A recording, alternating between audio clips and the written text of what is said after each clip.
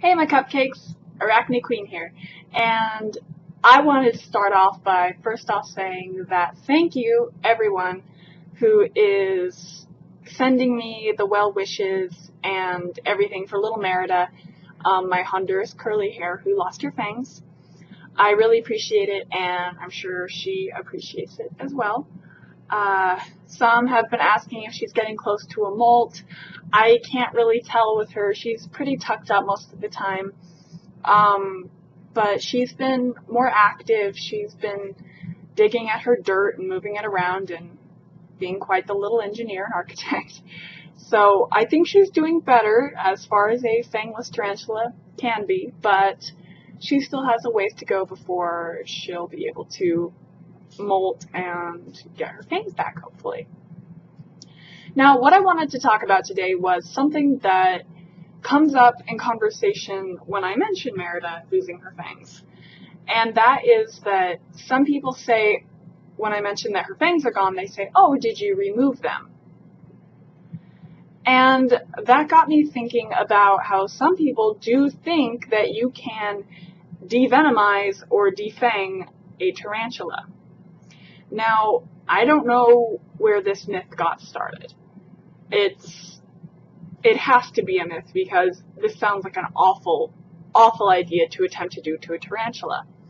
Now, a tarantula, while yes, they can bite you, and if you annoy them enough, and certain species are more aggressive than others, yeah, you can be bitten. But even with those, a lot of the times a tarantula will issue a dry bite instead of a wet bite, meaning that there will be no venom in the bite. Now, even if there is venom in the bite, and yes, all tarantulas are venomous, even if there is venom, it's not going to be dangerous to you.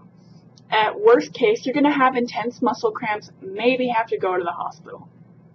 And at the very least, it's going to be like a bee sting, if that. So there's really no reason to even consider devenomizing or defanging a tarantula. Now, in order to even go about this kind of operation, for lack of a better term, you would first have to find a way to knock out the tarantula. Now, some people say that the use of ether is a good way to do this. However, you have to be incredibly careful with ether, as, well, it can be dangerous to humans. And you would have to put a very, very, very tiny amount in the cage of the tarantula in order to knock it out without killing it. And even if you do have the exact science down to the amount of ether to use, it's still probably not very good for the tarantula to be exposed to ether on multiple occasions. Now, after somehow knocking out the tarantula, because you're not going to do this to it while it's awake, and if you're going to try to, good luck, you would have to then puncture the chelicerae of the tarantula and remove the venom apparatus. To puncture a tarantula's chelicerae or any part of its exoskeleton is extremely dangerous. The tarantula has very, very low chance of ever surviving this kind of operation. Any form of puncture to the exoskeleton is more than likely to prove deadly to the tarantula. They don't have skin like we do or anything like that, so a rupture or a puncture of any kind can lead to them bleeding out very quickly before you could even know that it was there. Now, as for just defanging them, their fangs are pretty well set in those little chelicerae of theirs. Trying to remove them, and they are made of a very tough chitin, would be also very difficult and would also result in a puncture of the exoskeleton, once again resulting more than likely in the death of the tarantula.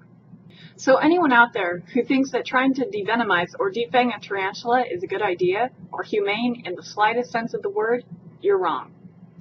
If you are just new to tarantulas, or maybe new to keeping tarantulas, and wanted to know a little bit more about how they work, there you have it. You cannot devenomize or defang a tarantula without endangering its life severely and lowering its quality of life in the first place. I've seen little Merida, my fangless tarantula, trying to struggle with her food and wrestling with it down just so she can eat off its soft parts and legs and face. It's heartbreaking to see her try and try to puncture the carapace of a cockroach when she just can't. It's like she thinks her fangs are still there and is going to try her darndest to puncture it, but it just doesn't happen. So even if you could defang a tarantula, I never would. Not after seeing my little Meredith struggle and struggle with her food. So there you have it. The truth and facts about devenomization of a tarantula. It just shouldn't happen, no matter who tells you. So if you like this video, make sure you leave a like on your way out. It really helps me out a lot. And if you really like this video, you should subscribe and find more videos by me. We are almost all the way up to 100 subscribers, which blows my mind. You people are crazy, and I love you. So if we get up to 100 subscribers, I'll do something special. And if you have any ideas for a special video you'd like to see without making it creepy, let me know and I'll see what I can do. But I'm definitely going to do something special for 100 subscribers. So, like I said, leave a comment, like, or dislike if you're a hater, but we all know what haters are going to do. They're going to try to defang their tarantulas. So I will catch you cupcakes next time.